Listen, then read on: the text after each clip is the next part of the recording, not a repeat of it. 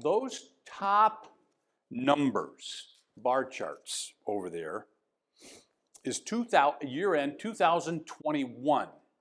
Oh, 19, 20, and 21. So you look at how we did those 3 years, 31%, 18%, 29%, and your 3-year annualized return is 26. Pretty good time to be investing, right? All of us would say, hey, great market. We should be investing, right? It's strong. Remember, this is year-end 21. How did we do the next year? 22, last year, down 19.6. So we look at those 3 years and the average, and we say, got to be in the stock market. Wrong. Then let's go to the bottom numbers. Bottom bar chart. Now this is in 02, right after the tech bubble burst. And you can see 2000 down 9, 2001 down 12, 2002 down 22%. 3-year average annualized return down 15%. What did everybody say? Hate the stock market, don't want anything to do with it.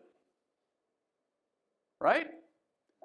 If you'd invested then, after that tech bubble or during that tech bubble meltdown, how would you have done? Real well.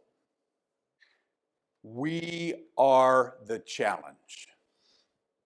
The world's a challenge for sure, and it'll stay a challenge. We're a bigger challenge. We need to do a number of things. Tax mitigation, and have our emotions, our behavioral finance correct. I can guarantee you only one thing, that I know when to buy, and that's when everything's bad and we're down 20%. Why? Why do I know it? We're supposed to do that? Because every time it's done that, you come out looking like a winner. So I can tell you when to buy. Can't always tell you when to sell, but I know for sure when to buy when things are bad. So our emotions are the key here. And there's things you have to do. Roth conversion, getting your asset allocation. When you've gone to cash or to treasury bonds, which is the exact right move to go to treasury bonds. And then the market, and I think the market will correct it. Corrected yesterday pretty strong. I think we will get an opportunity this year. Don't know when. But when you do get an opportunistic market that gets hit, that's when you're supposed to get back in. Not when everything's great.